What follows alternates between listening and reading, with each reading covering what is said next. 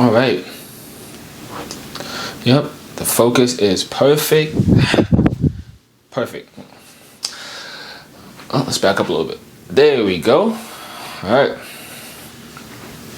What's up, guys? Welcome back to Boosh TV. And I haven't done a talking head video in a very long time. Like since I first started YouTube, I haven't done one of these. But because preseason is about to start for me, like literally, I don't know when I'm gonna post this, but it's either gonna start today or it started yesterday, depending on when I post this video. But it literally just started with my team, Tormenta FC, and I figured why not tell you guys what I feel like are the 5 most important things to know when going into preseason. It could really apply to any sport, but because I'm a soccer player, we're just gonna stick with soccer. And I feel like there's a lot of things that I just never spoke to you guys about, what goes on through my head when meeting new teammates or new coaching staff or getting used to new tactics or how I go through the day, what I like to do, because preseason is definitely miles different from being in season. Your training regimen is different, what you have to do to prepare is different, all those things. That's what we're going to talk about in this video. So I hope you guys are enjoying the channel. If you do, like and subscribe.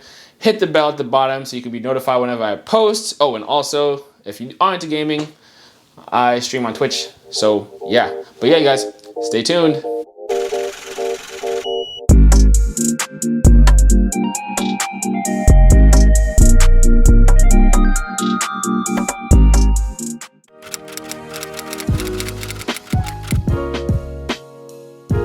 Tip number 1, preparation. Now it can mean a lot of things. For me, it's pretty much what you do in the gym and what you do by yourself, whether that's individual work or extra stretching to make sure you're loose, anything like that.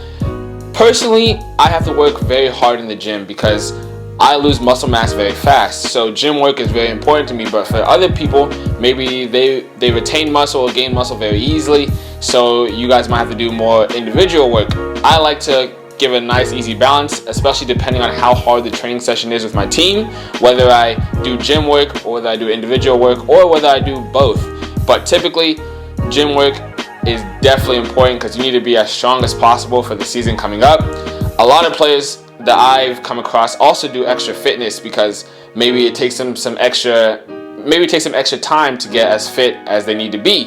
So they might do extra sprints after training, or they might run around the field for an extra mile, whatever the case may be. But when it comes to preparation, it's very important that you do whatever you need to do to make sure that you're ahead of the game, because you want to go into the first week of preseason flying. Because if you're not,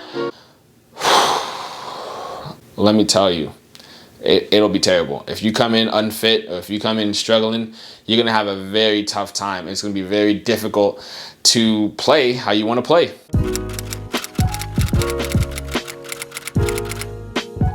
Tip number 2. So this is something that I haven't been talked to about for a majority of my career, and I don't think it's talked about enough when it comes to preseason, but it's what you do with your downtime. And let me be honest with you, a lot of players, we just sleep. That's it. We just go to sleep. We just go to the bed and go right to sleep.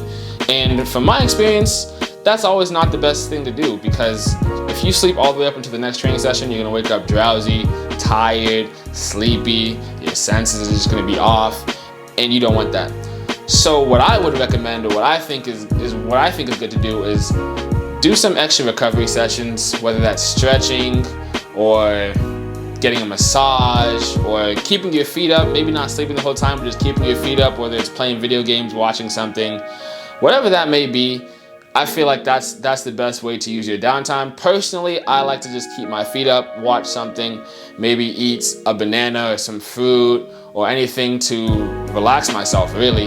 And when it comes to downtime at the end of the training day, I always take an Epsom salt bath. Some people like to take another kind of bath or go in the jacuzzi or use ice. I don't personally like to use ice. Ice is not for me. But an Epsom salt bath will get you right. I promise you, get at your local grocery store. This is not a paid advertisement for Epsom salt, but it will work. Dr. Teal's specifically. But that's what I like to do with my downtime. It's very important. And nutrition. Don't forget that. Eat well. Don't eat fast food. Yeah, that's tip number 2. Let's get into tip number 3.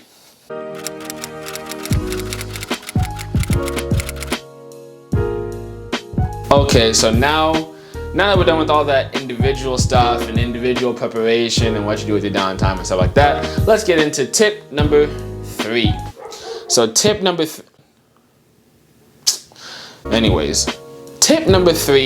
this one finally involves your teammates and other people, not just yourself. And this is pretty simple. It's just getting to know your teammates and the people around you. If you want to perform at your best in team games, or when you guys play 5v5, possession drills, whatever the case may be, you need to understand your teammates. You need to understand your players, how they like to play, how they dribble, what foot they use, how they pass, what are their tendencies. Very important, because the quicker you know these things, the better you're going to be able to perform, and the better whatever team you're in will be able to perform. And coaches look at that. Believe me, coaches look at how a team performs or how players mesh well together, because the 11 players that mesh well the best are going to be the 11 players that play, and that's just how it is. Also, you're meeting new people for the first time. You don't want there to be any type of bad blood or animosity. You just want to get along with the people you're with, because these are your teammates and you're about to be with them for the whole season. So get to know some new people, make new connections, and I guess just learn about everybody else. You've already done all the individual stuff for yourself. Now time to expand and get to know the people who are around you. Sometimes they might be your roommates, or they just might be teammates or coaches, the staff of the club, whatever the case may be. I feel like it's very important to just get to know people who are all around you. It'll make your time better. You'll be able to joke, laugh with these people, get to know them, and yeah, I don't know how many times I said get to know them, but yeah, get to know them.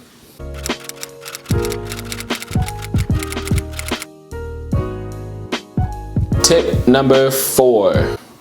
So tip number 4 is a critical one, very critical. And this involves the coaching staff and self-reflection of each training session you have. And this is what I would just say is take as much information in as quickly as possible. Whether that's new tactics, certain drills, whether they're complicated or easy, all your improvements, because the coach will be improving you and telling you what they want to see or telling you what you need to get better at. And I feel like that's one thing that in preseason there's going to be a lot of, because everybody's new. The coaches are just seeing everybody together for the first time, and you need to make sure that you're taking in as much information from the coaching staff immediately, because the quicker you learn, the better you'll get. And you want to be the best. I want to be the best. I hope you want to be the best. But that's a critical step. And also self-reflection, knowing that, okay, maybe you need to work on this. You didn't do this well, so try to improve it for the next time, because that's a critical step of anything in life, but specifically sports, is that you need to be able to tell yourself when you didn't play well, or when you didn't train well, or when you didn't do something correct, so that you can correct it the next time. If you didn't track that runner and they scored that time, you need to make sure you track them again.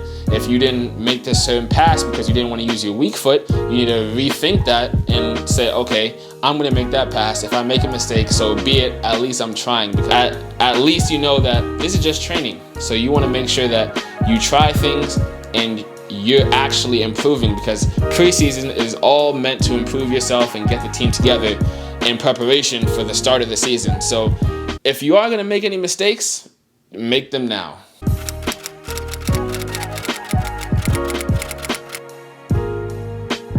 Tip number 5, and probably the most important tip, and the tip that my parents have been drilling in my head since I was 5 years old, and this is huge. When I tell you this is the biggest tip. This is the most important tip, and you need to know this. Is that this is everybody's career. It's a competition. You're competing for a spot on the field. There are only 11 spots, and typically there's only one spot for you on that pitch, and you need to get it. So as much as these guys are your friends, and as much as you respect them and you care for them, and you want to all succeed, you got to understand that these are the people that you're trying to keep off the pitch at the same time. That you need to give your 100% and respect them and their ability, that you know that you can't just get on the pitch by giving 80% or 60%, that you need to give your all to give yourself the best chance of getting as many minutes as possible, and especially starting on opening night, because the first game is kind of like where it all kicks off. It's how you gain your momentum for the season. If you play a good first game, chances are you're gonna play the next 2 games, and that's just how the professional world works, or the professional soccer world works. And I know it's gonna suck because these guys are your friends, but at the same time you need to compete, and you need to compete in everything you do, not just the 5v5s, the 11v11 scrimmages, or the preseason games. I mean from the jump. So from warm-up to the warm-up passing drill or dribbling drill, to getting water, to when the coach calls you to come in, you jog into the coach. I mean, compete in literally everything.